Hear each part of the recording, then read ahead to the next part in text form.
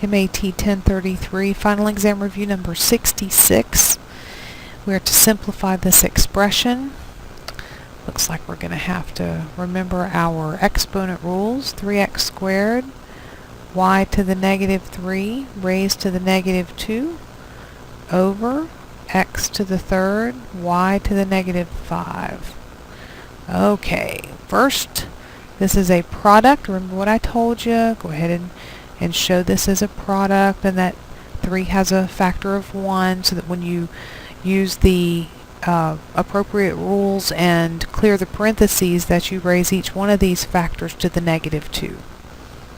So we're going to have 3 to the negative 2 times x to the negative 4 times y to the 6th divided by x to the third, y to the negative 5. Now you can use whichever properties and rules, definitions you want, as long as they're appropriate.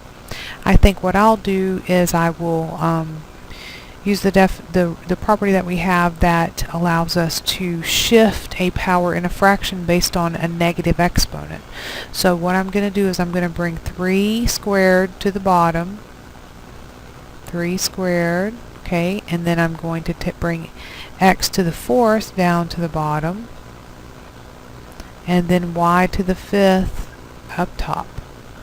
So what we have right now is we've got y to the 6th still on the top, y to the 5th is now on the top, 3 squared is on the bottom, x to the third is on the bottom, and x to the 4th is on the bottom.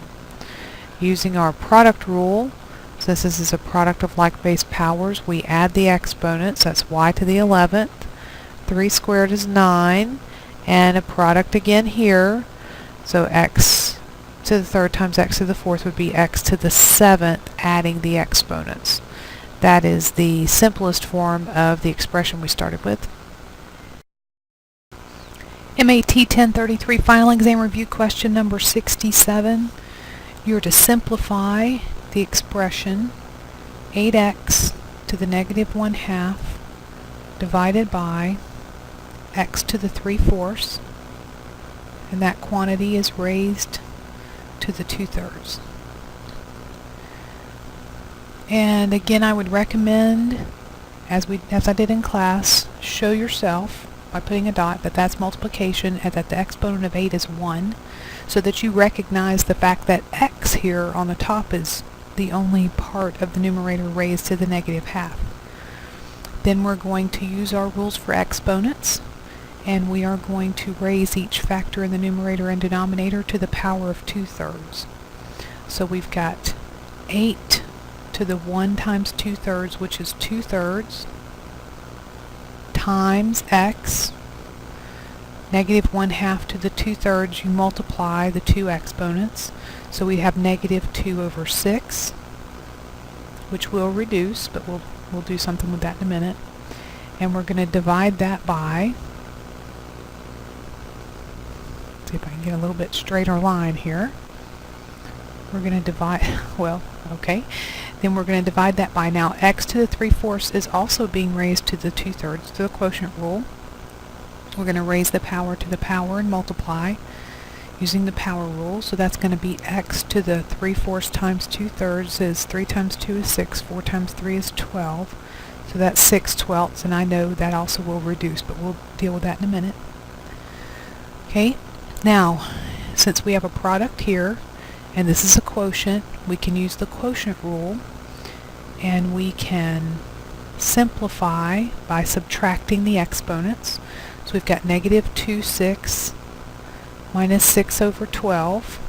It's going to be the exponent for x, and getting a common denominator of 12.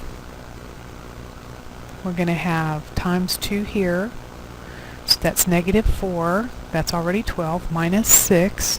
It's going to give us negative 10/12 for the exponent of x. Because it's negative, that indicates that the x factor, the x power, will be in the denominator.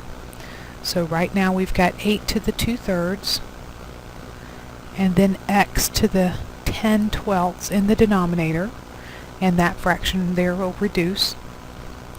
So let's go ahead and do that. So it's going to be x to the 5 over 6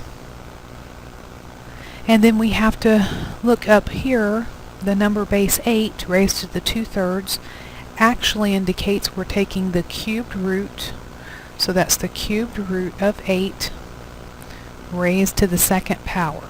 That's what this quantity is asking us to find. So the cubed root of 8 is 2, 2 squared is 4, so the numerator is 4, the denominator is x to the 5/6.